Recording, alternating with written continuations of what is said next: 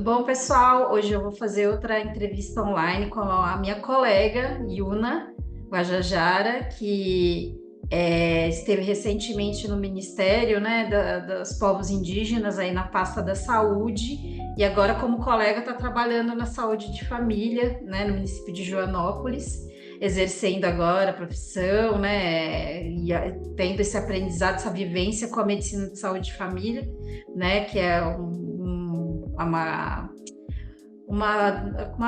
área muito ampla, né, para se você se utilizar no SUS, que é incrível, né, que está ampliando bastante nossos conhecimentos nessa área e podendo ampliar, né, a ação do médico na sociedade também.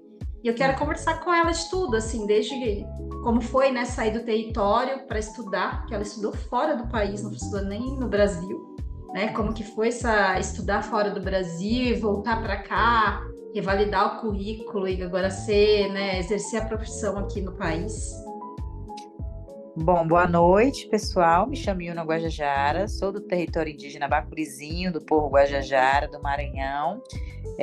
Me formei em 2021 em Assunção, no Paraguai, na Universidade Maria Auxiliadora, né?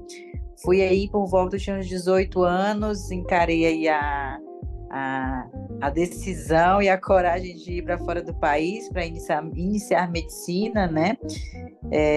Inicialmente eu fiz 2 anos na Bolívia e transferi para o Paraguai, né? Até concluir no Paraguai.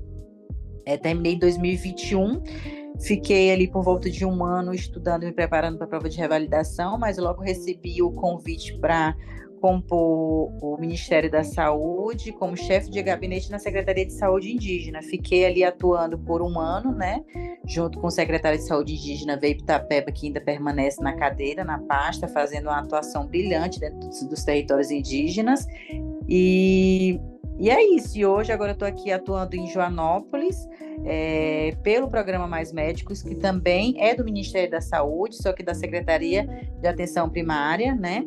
Estou há 3 meses, mais ou menos, já dentro de um ESF aqui no município, atuando aí com a medicina da família e comunidade. Uhum.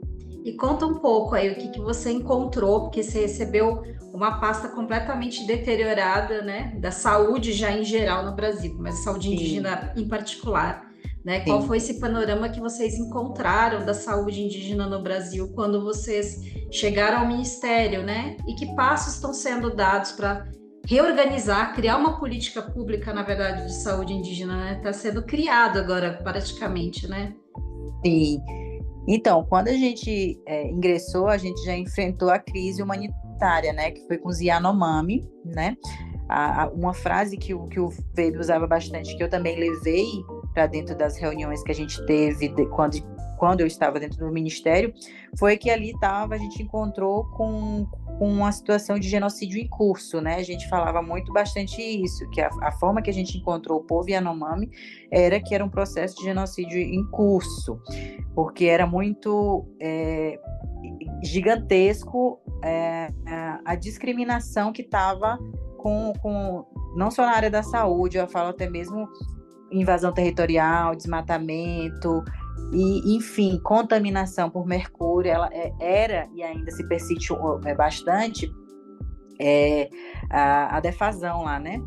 E foi-se implementado o COI Yanomami, foi-se implementado a casa de governo, né, que foi inaugurada acho que mês passado lá, que é um ato histórico, não existia isso, nem existe, foi implementado agora, que é para tentar amenizar, para tentar reparar o dano causado que se deixou do governo passado, né? Então, assim, a implementação disso foi muito difícil justamente por causa da logística. Os Yanomami são um povo nômade que migram de um lugar para o outro. O Yanomami o povo Yanomami é um povo que não fala o português, né? Então tem que ter sempre um tradutor. São difíceis os Yanomamis que falam português. Então, a gente se deparou com língua, com uma cultura, com uma logística, com a desnutrição em alta, com a malária, com os garimpeiros, com os grileiros e com a contaminação do mercúrio. Então, assim, a gente pegou um mundo danificado, que eu posso referir que o povo Yanomami é um mundo ali, que é muito grande, tanto em extensão territorial quanto em população. Então, para lidar com isso, a gente não lidou como o Ministério da Saúde sozinho, a gente teve vários parceiros, que são os outros ministérios, incluindo ONGs também, que atuaram e estão atuando dentro do território indígena Yanomami até hoje, né? Como Secretaria de Saúde, não só isso, mas aí a gente já levando para a área de atuação a nível nacional, começou a ser implementado e construído como políticas públicas de medicina tradicional, medicina ancestral, né? Saúde e bem viver, está se construindo se construiu e está se construindo dentro da Secretaria de Saúde para fazer a aplicação dentro das políticas públicas, né? Hoje, como eu já não estou dentro, não sei em que pé está, mas sim, já começou isso, e isso a gente pode levar em consideração por conta dos indígenas que estão ocupando os cargos de hoje lá, né? Que hoje a gente tem o Veibe Itapeba como secretário, temos secretária adjunta, a Lucinha Tremembé, que acho que ela já tem 15 anos de atuação na saúde indígena, temos como diretora do DAPS, se eu não estou enganada, ai, meu Deus, me fugiu o nome da mente. Mas todos são parentes indígenas, né? Que estão nessa construção de políticas públicas dentro da Secretaria de Saúde, dentro do Ministério da Saúde. Então, assim, muito bacana essa volta, essa virada de chave que demos de um governo que estava com um processo de genocídio em curso aos povos indígenas para o governo que estamos hoje, que luta pelos direitos e construção de políticas públicas voltadas aos povos indígenas. E como que vai se dando aí essa inserção, né, da medicina tradicional, junto com a questão dos médicos que são médicos colaboradores ali, né, dos DICEIs, né, indígenas, que ainda não são muito numerosos o número de colegas médicos indígenas formados, né? Então a gente ainda precisa contar com homens brancos que estão aí procurando fazer uma política indigenista aí dentro da saúde indígena, né? Isso. Na época que eu estava, então, como estava se construindo o núcleo ainda, né, de medicina tradicional, de saúde e bem viver, estava em discussão para fazer as capacitações, né, que era para começar a inserção desse núcleo, dessas políticas públicas, fazendo capacitação dos médicos atuantes, das equipes de saúde atuantes dentro dos territórios, para ir começando a ser aplicado, ou seja em universidades, seja em hospitais. Eu não sei como está sendo se pensado agora, mas a princípio é isso, capacitando os que já estavam dentro do território em atuação recente, para poder ser aprimorado e começar a implementar essa construção de políticas públicas mesmo. Posso citar também que dentro da Secretaria de Atenção Primária, pelo Programas Médicos, já tinha um módulo direcionado para os médicos que iriam e vão atuar dentro dos territórios. Isso já existe. E isso já é aplicado hoje no treinamento de quem vai para o território. Então. Isso, com indígenas. Quem faz o estudo, quem faz as aulas, quem dá as aulas dentro desse módulo de acolhimento do Programa Mais Médicos são os indígenas. E médicos atuantes do território, que também fazem também. Eles fazem. Sim. E o que você considera hoje, né, nesse panorama, depois de não está vencido ainda, mas já está bastante mais amena a questão que aconteceu no Yanomami. De uma maneira geral, o que vocês veem de problemáticas mais importantes, né, na saúde indígena no Brasil, assim, de uma maneira geral? Eu acredito que o calcanhar de Aquiles para a saúde indígena, não só a questão do orçamento, que ainda é pouco, é a questão da logística, né? Que a gente depende muito da logística, tanto terrestre quanto aéreo, quanto por barcos, que realmente a gente só chega a algum território com 7 dias de barco, com 7 dias de... Então, a logística hoje, mesmo saindo da Secretaria de Saúde Indígena, ainda acho que é o nosso ápice da dificuldade, ademais que a logística seriam realmente profissionais de saúde que queiram trabalhar dentro do território. Ainda tem uma escassez de pessoas ainda. Tem. Tanto que no território indígena Yanomami, ainda estava com falta de enfermeiros, de médicos, porque não acha, não encontra. Não encontra a gente à disposição de trabalhar dentro Isso, dos territórios. isso. Mas assim, aí a gente coloca realmente a questão de trabalhar nos territórios indígenas é você se privar mesmo, porque tem territórios que você vai entrar e vai ter que ficar 30 dias direto. Sem luz, sem internet, e é realmente uma dedicação e abrir mão da sua vida para poder se dedicar àquilo, e você pode encontrar com tudo, porque você é o médico responsável. Assim como a gente dentro de uma UBS, dentro de urgência e emergência, dentro do território, você não vai, além de não ter o suporte de uma área, região hospitalar lá, você vai ser o médico que vai ser responsável por tudo. Então, o que aparecer vai estar nas suas mãos. Então, ter essa responsabilidade, não é todo médico que vai querer encarar uma responsabilidade dessa. É uma dedicação muito grande. Você, como profissional da saúde, como muitos de nós profissionais da saúde, temos um problema que é a dedicação muito intensa, né, à atividade e às vezes ao estudo junto, né, estudar e trabalhar.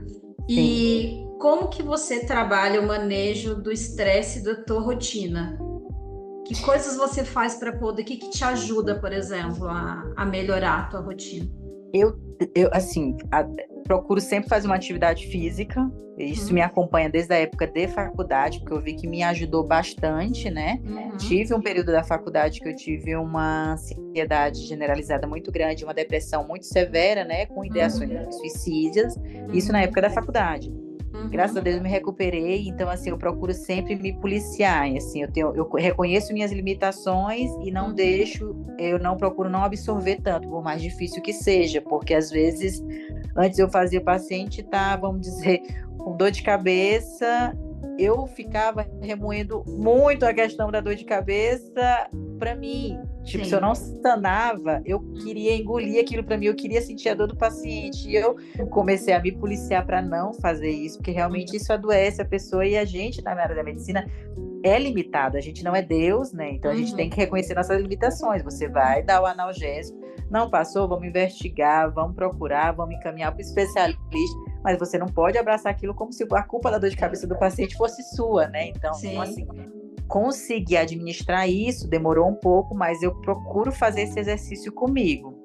E aí não associar, tipo, o trabalho, casa é casa. Então, assim, tentar fazer minhas atividades, lavar minha loucinha, varrer minha casa, sem estar com o pensamento sempre no trabalho, que é difícil, não é fácil. É como você disse, a gente que é da área da saúde como um todo, a gente depende desse trabalho, que parece que a gente tem que respirar o trabalho, e não é assim, né? A nossa mente cansa e pede que não seja assim, então é difícil um pouco administrar isso, né? E eu que tenho eu falo que eu tenho uns nervos à flor da pele, então assim, me irrito muito fácil, choro muito fácil, então saber lidar. Então eu gosto também de uma tarefinha que a gente fala, contar até 10. Nossa, eu uso demais contar até 10, dar um paciente para o outro, 2, 3, que é para poder desopilar um pouco de um paciente para o outro, e ajuda, e a gente pensa que não, mas ajuda bastante, né? Então eu procuro sempre mediar essas coisas quando eu estou absorvendo demais, e tentar sempre, o máximo possível, separar o que é do trabalho e da minha vida pessoal, né? Sim, certo. Muito obrigada, viu, Iona? De nada. Obrigada pelo seu trabalho, né? Assim, à frente do Ministério, a questão de gestão que é tão complicada, né? E agora a tua dedicação aí ao SUS, né? Que é importantíssimo no Brasil, né? A saúde de família é realmente uma área que no Brasil é incrível, né? E que está se expandindo. Eu acho que ela é uma solução para muitos problemas aí né? nas comunidades, principalmente, né? Com pouco acesso, né? A profissionais. Então, um profissional que consiga ser o médico de família que a gente tinha, né? Quando era criança, que realmente conhecia de todas as áreas e podia colaborar em todos os setores, né? Ajudaria muito mesmo, muitas comunidades, né? Sim. Eu tô me encantando, tanto que eu falo que realmente eu caí de paraquedas porque fui alocada no programa Mais Médicos, né? Eu falo que eu não escolhi a especialização de medicina e família e comunidade, ela me escolheu, porque assim, me identifiquei bastante. É uma coisa que se você, que tem que ter entrega, porque você tem que ter aquela relação médico-paciente, tem que ter aquela escuta ativa, porque muitos pacientes não vão com dores realmente físicas e vão muito com dores psicológicas. Então, você saber falar, saber lidar, saber encaminhar, porque muitos pacientes vão com o mundo na cabeça de problemas, mas só de você ter o trato com o paciente, que é aquela relação literalmente médico-paciente, de ouvir, olhar no olho, escutar, deixar ele falar, nossa, você já sanou ali 70% da queixa do paciente. Então, isso, dentro da medicina, na faculdade, as pessoas não te ensinam, o SUS te ensina. Sim. O SUS, o postinho te ensina. Então, isso é magnífico de saber aprender e poder aplicar, né? Sim, sim. Estava vendo esses dias uma reportagem de uma médica que usou um pote, o frasco de bolo para poder fazer um respirador, né? E ela estava falando, né? As faculdades nos ensinam a trabalhar com todos os mecanismos de primeiro mundo, e o SUS nos ensina a trabalhar num cenário de guerra, né? Sim, não, mas é isso, é saber que literalmente do limão você faz uma limonada, porque é isso, você tem que, o SUS, eu sempre falo, o SUS, gente, é maravilhoso, é magnífico, mas infelizmente ele é muito limitado, a gente não consegue aplicar tudo que tem dentro do SUS, quem dera, tanto a população indígena quanto a não indígena a gente já está no céu, mas infelizmente a gente é limitado mesmo. Mas é isso, a gente busca da melhor forma fazer essa aplicação, fazer o SUS acontecer. E eu ainda defendo o SUS, por cima de trancos e barrancos, eu ainda defendo o SUS. O SUS é maravilhoso. Sim. Tá joia, Iuna, muito obrigada, viu? De nada.